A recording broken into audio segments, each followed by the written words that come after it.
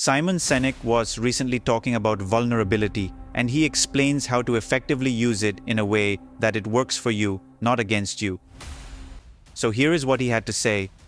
Vulnerability doesn't mean being weak. In fact, vulnerability means revealing the things you're struggling with. This kind of openness can actually build strength, both within yourself and within your team. You can be vulnerable with confidence, and this combination can be incredibly powerful. Let's break it down with an example.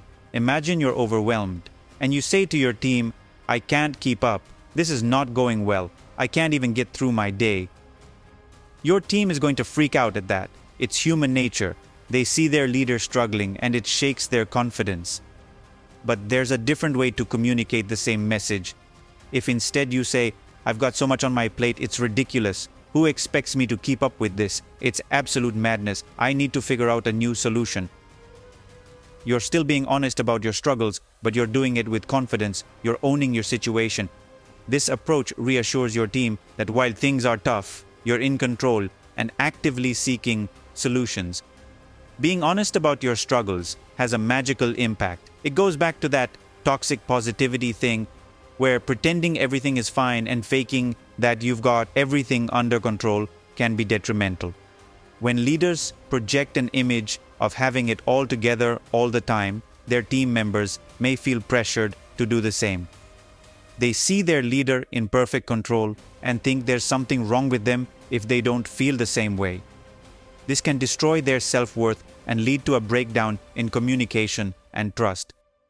But when you start to reveal what you're struggling with and say, "I need help," it creates an environment where other people can come to you and say, "I'm struggling with the same thing. Can you help me?" This openness encourages a culture of honesty and support.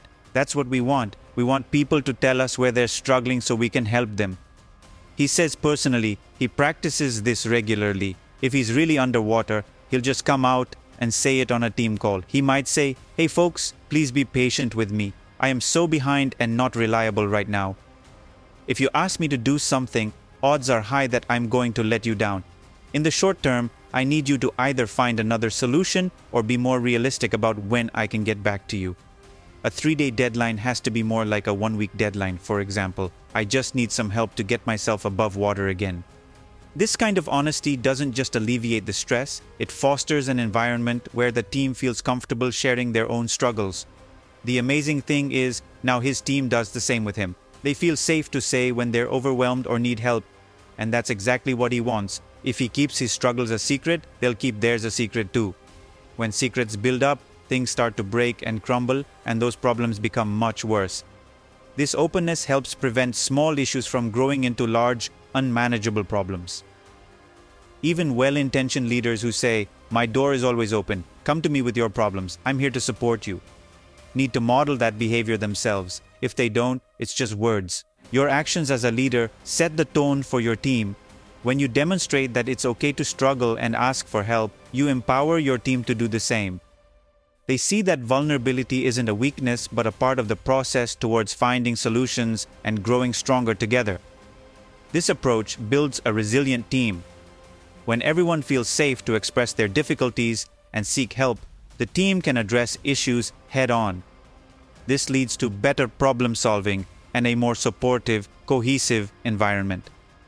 Ultimately, being vulnerable with confidence not only helps you manage your own workload better, but also strengthens your team and creates a culture of mutual support and growth. Thanks for watching the video until the end. Leave a comment below and let us know what you think about it.